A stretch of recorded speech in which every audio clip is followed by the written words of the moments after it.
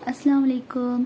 आज मैं आपको सेरिबैलम पे रिव्यू देने लगी हूँ। ठीक है, सबसे पहली बात ये जहन में रखिएगा कि जो मैं जो है रिव्यू दे रही हूँ, आपको चैप्टर पढ़ा नहीं रही। मतलब एग्ज़ाम के थोड़े डेज पहले आप मेरी वीडियो सुने और आप सेरिबैलम पे ग्रिप हासिल कर सकते हैं। ठीक है, मेरे कहने का मतलब ये है। सबसे पहले हम बात करते हैं। अच्छा, ये मेरे सेरिबैलम के नोट्स हैं।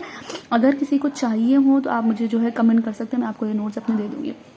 ठीक है, सबसे पहली बात हम सेरिबैलम की बात करते हैं। हमें ये बात पता है कि जो भी मोटर मूवमेंट के जो पैगाम आते हैं वो हमारे पास आपके सेरिब्रल कॉर्टेक्स से आते हैं। ठीक है, और सेरिब्रल कॉर्टेक्स जो होता है ना वो ये हमारे पास सेरिब्रल कॉर्टेक्स है। सपोज ठीक है, ये जो होता है हमारे पास सेरिब्रल कॉर्टेक्स है। सेरिब्रल कॉर्टेक्स जो होता है वो जो है बेसल गैंग्लिया और सेरिबैलम दोनों के पास जो है मोटर प्लान भेजता है। मतलब कोऑर्डिनेशन होती है एक इन तीन स्ट्रक्चर्स के दरमियान मोटर मूवमेंट परफॉर्म करने से पहले। ठीक है, और ये बात आप लोगों को पता है। अच्छा, तो हमारे पास क्या होता है, हमें सबसे पहली बात ये बात आनी चाहिए कि जो सेरिबैलम होता है वो इनिशिएट मसल मूवमेंट नहीं करता। ठीक है, मसल मूवमेंट को इनिशिएट करना सेरिबैलम का काम नहीं है। इसी वजह से अगर सेरिबैलम में जब डिस्ट्रक्शन हो जाती है या फिर लीजन हो जाती है, अच्छा शायद मैं ये बात कर रही थी हाँ कि जो है अगर सेरिबैलम का लीजन हो जाए तो इसी वजह से हमारे जो मोटर मूवमेंट्स होती है ना वो जो है परफॉर्म तो होती है लेकिन तमीज़ से, मतलब कंटिन्यूसली परफॉर्म नहीं होती। ठीक है, जैसे कि मतलब ये आगे मैं आपको जो है वो पढ़ाऊंगी जो क्लिनिकल है। ठीक है, तो जो सेरिबैलम होता है ना, हमें बात पता है कि इनिशिएट नहीं करता मूवमेंट को। जब मूवमेंट को इनिशिएट नहीं कर रहा तो इसका मतलब ये है कि जो सेरिबैलम है इसका लोअर मोटर न्यूरॉन्स जो है उससे कोई डायरेक्ट कनेक्शन नहीं है। ठीक है, इन्फ्लुएंस करता है, इनडायरेक्टली इन्फ्लुएंस करता है सेरिबैलम को, सेरिब्रल कॉर्टेक्स को और ब्रेनस्टेम को। ठीक है, सबसे पहली बात हमें सेरिबैलम के फंक्शंस याद होने चाहिए। एक बहुत बहुत बहुत इंपॉर्टेंट बात आपने याद रखनी है कि सेरिबैलम के जो भी फंक्शंस हैं वो होते हैं इप्सी लैटरली। ठीक है, कॉन्ट्रा लैटरल सेरिबैलम का कोई फंक्शन नहीं है। ये बात आपने याद रखनी है, जहन नशीन कर लेनी है। ठीक है, तो हमारे पास सेरिबैलम के तीन फंक्शंस हैं। टोन ऑफ मसल को मेंटेन करता है, पोस्चर एंड बैलेंस सेरिबैलम का फंक्शन है। सेरिबैलम के किस लोब का फंक्शन है, फ्लोक्यूलो-नोडुलर लोब का फंक्शन है, पोस्चर एंड बैलेंस। ठीक है, और कोऑर्डिनेशन ऑफ मूवमेंट किसके साथ कोऑर्डिनेट करता है, ये सेरिब्रल कॉर्टेक्स के साथ। ठीक है, अगर मैं सेरिबैलम की डेवलपमेंट की बात करूँ तो ये जो होता है metencephalon component of the hind brain से बना है। अभी ये आप लोग एम्ब्रियो में पढ़ लेंगे, इतना कोई इंपॉर्टेंट बात नहीं है। हमें सेरिबैलम की लोकेशन पता होनी चाहिए। सेरिबैलम की जो लोकेशन होती है वो हमारे पास पोस्टीरियर क्रेनियल फोसा में होती है। ठीक है, आप कंसीडर करो कि ये आपके पास स्कल रखा हुआ है। ठीक है, स्कल का जो नीचे वाला पार्ट है डैट से पोस्टीरियर, मतलब सबसे आखिरी वाला पार्ट जो पोस्टीरियर क्रेनियल फोसा है, ठीक है, उसके ऊपर एक हमारे पास कवरिंग होती है, उसको हम कहते हैं टेंटोरियम सेरिबैला। ठीक है यार, ये आप लोग जो है अगर गूगल की डायग्राम सर्च कर लोगे ना तो ज़्यादा बेटर रहेगा। मेरे पास अभी स्कल नहीं है। तो सेरिबैलम जो होता है हमारे पास पोस्टीरियर क्रेनियल फोसा में होता है और ऊपर से जो है टेंटोरियम सेरिबेलाए जो होता है उसने सेरिबैलम को कवर किया हुआ होता है। ठीक है, अब ये बात भी आपको पता है कि सेरिबैलम जो होता है just like the cerebral cortex has two cerebellar hemispheres which are joined by the to vermis. ठीक है, ये हमारे पास सेरिब्रल हेमिस्फीयर है और ये हमारे पास एक सेरिबेलर हेमिस्फीयर है and both of these hemispheres are joined by a narrow vermis. ठीक है, अब सेरिबैलम की जब हम डिवीजन पढ़ेंगे ना तो हम सेरिबैलम की एक डिवीजन पढ़ते हैं इस तरह से, मतलब ये एक डिवीजन है सेरिबैलम की और बाकी आगे भी एक दो डिवीजन हैं सेरिबैलम की। ठीक है, सबसे पहले हम ये वाली डिवीजन पढ़ते हैं। इसमें क्या होता है कि ये जो ऊपर वाली लोब है this is the anterior lobe. मैं आपको बुक से दिखाती हूँ। ठीक है, ये देखें, ये वाली जो लोब है इसे हम कहते हैं this is the anterior lobe. ये जो पूरी लोब है, ये जो मैं कलर कर रही हूँ, दिस इज पोस्टीरियर लोब। ठीक है, and anterior lobe and the posterior lobe are separated by the help of primary fissure. ठीक है, ये जो होता है प्राइमरी फिशर से सेपरेटेड होता है। ठीक है, अब जो एंटीरियर लोब होती है ना, ये वाली लोब, एंटीरियर लोब जो होती है वो सेरिबैलम की सुपीरियर सरफेस पे होती है। ठीक है यार, इसको आप 3D फॉर्म में कंसीडर करो तो हमारे पास एंटीरियर लोब जो होती है सुपीरियर सरफेस पे होती है और इंपॉर्टेंट होती है मसल टोन के लिए। ठीक है, ये बात आपने याद रखनी है, पेपर में एग्जाम में एमसीक्यूज में आ सकती है। अब जो हमारे पास पोस्टीरियर लोब होती है ना वो होती है सेरिबैलम का लार्जेस्ट पार्ट। ठीक है, देखो एंटीरियर लोब और पोस्टीरियर लोब को अगर मैं कंपेयर करूँ तो पोस्टीरियर लोब बड़ी है ना, तो पोस्टीरियर लोब जो होती है is the largest part of the cerebellum and ठीक है, और हमारे पास पोस्टीरियर लोब जो होती है वो कोऑर्डिनेशन ऑफ मूवमेंट के लिए इंपॉर्टेंट होती है।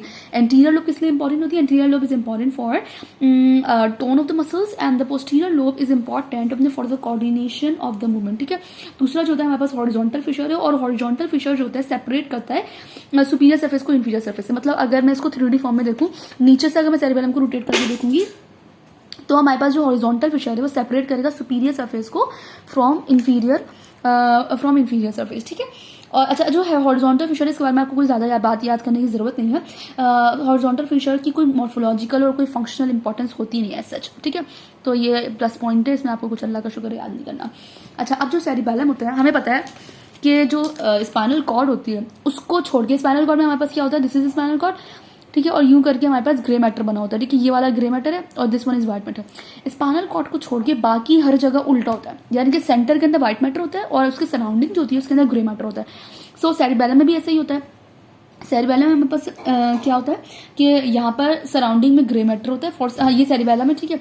तो इसकी जो सराउंडिंग होगी ना, ये वाले स्ट्रक्चर्स, ठीक है, इसके अंदर हमारे पास ग्रे मैटर होगा और बीच में हमारे पास व्हाइट मैटर होता है, ठीक है। जो ग्रे मैटर होता है ना, इसको हम डिवाइड करते हैं 3 लेयर्स में, ठीक है। याद रखना है कि सेरिबेलम के अंदर ग्रे मैटर होता है और व्हाइट मैटर होता है, ठीक है। सेरिबेलम का जो ग्रे मैटर होता है उसको हम डिवाइड करते हैं 3 लेयर्स में, ठीक है। अब इसकी तुमने निमोनिक आप लोगों ने याद रखनी है। निमोनिक कैसे याद रखनी है, माय पर्सनल गार्डन, ठीक है। इससे आप लोगों ने निमोनिक याद रखनी है। माय पर्सनल गार्डन से निमोनिक आप लोगों ने याद रखनी है। कैसे, सबसे पहले मॉलिक्यूलर लेयर होती है, उसके बाद पुर्किंजन सेल लेयर होती है, उसके बाद जो होती है हमारे पास ग्रैन्युलर लेयर होती है। तो my personal garden, these are the 3 layers of the grey matter of the cerebellum, ठीक है। अब जो मॉलिक्यूलर लेयर होती है ना, इसके अंदर हमारे पास कौन कौन से सेल्स होते हैं वो देख लेते हैं। सबसे पहले मॉलिक्यूलर लेयर में स्टीरेट सेल्स होते हैं। ये बात आपने याद रखनी है, मजाक की बात नहीं है, ठीक है। ये बात आपने याद रखनी है। तो हमारे पास पहले मॉलिक्यूलर लेयर को मैं ट्रेस करती हूँ आपके लिए, ठीक है। ये जो होती है ये पूरी मॉलिक्यूलर लेयर होती है, यानी कि पूरा ये और ये पार्ट, ये पूरी हमारे पास मॉलिक्यूलर लेयर है। तो मॉलिक्यूलर लेयर में हम देख लेते हैं कौन कौन से सेल्स हैं। ये बात आपने याद रखनी है, ठीक है। स्टीलेट सेल्स होते हैं, बास्केट सेल्स होते हैं और कुछ जो होते हैं निरोग्लियल सेल्स होते हैं, ठीक है, जो कि सपोर्ट प्रोवाइड करते हैं, आपको बात पता ही है।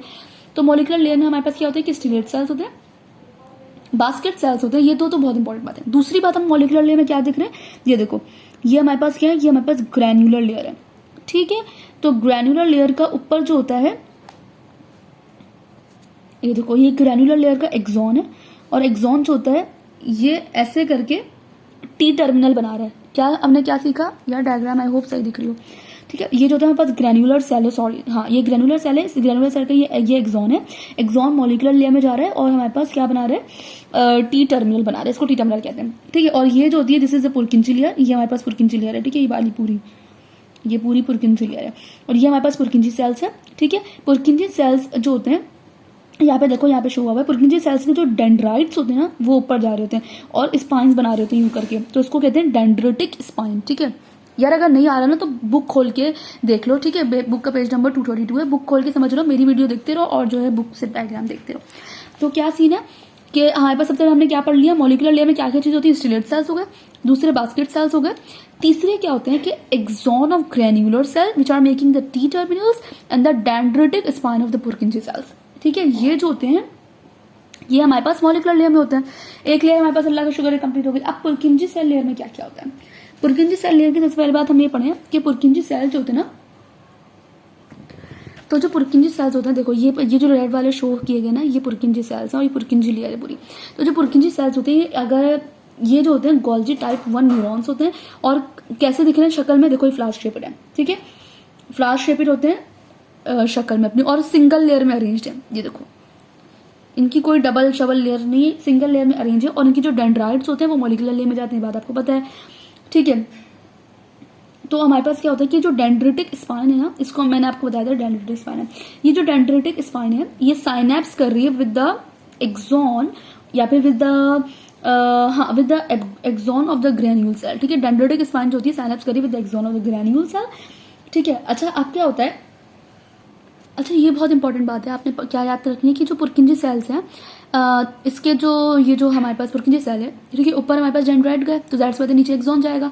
तो पुर्किंची सेल के जो एक्सॉन्स हैं, यार रुको मैं ब्राइटनेस से कर लूँ थोड़ी, पुर्किंची सेल्स के जो हमारे पास एक्सॉन्स हैं वो नीचे जा रहे हैं, ये देखो, ये हमारे पास पुर्किंची सेल के एक्सॉन्स हैं और ये क्या कर रहे हैं, इनहिबिट कर रहे हैं। बात यार, ये बात बहुत इंपॉर्टेंट है, बात तुम लोगों ने याद रखनी है। ये क्या कर रहे हैं, इनहिबिट कर रहे हैं इंट्रा सेलुलर न्यूक्लियाई को, ठीक है। और इंट्रा सेलुलर न्यूक्लियाई हमारे पास कौन कौन से होते हैं, इंट्रा सेलुलर न्यूक्लियाई की अगर मैं बात करूं तो इसको तुम लोगों ने इस निमोनिक से याद रखना है, डोंट ईट ग्रीसी फूड, ठीक है। Don't eat greasy food, don't मतलब डेंटेट, ईट मतलब इम्बोलिफॉर्म, ठीक है। ग्रीसी मतलब हमारे पास ग्लोबोस, और फूड मतलब फेस्टिजियल न्यूक्लियस। ठीक है, ये जो होते हैं हम कैसे देख रहे हैं इसको, फ्रॉम लैटरल टू मीडियल। ठीक है, ये एग्जाम में आ सकता है। कैसे देख रहे हैं हम इसको, फ्रॉम लैटरल टू मीडियल, मतलब यूं करके जा रहे हैं। ये वाली डायग्राम देखो, डेंटेट, इम्बोलिफॉर्म, ग्लोबोस और फेस्टिजियल। तो ये क्या जा रहा है, फ्रॉम लैटरल टू मीडियल जा रहा है। ये जो होते हैं हमारे पास इंट्रासेल्युलर न्यूक्लियाई हैं। बाकी नेक्स्ट पार्ट में बताती हूँ।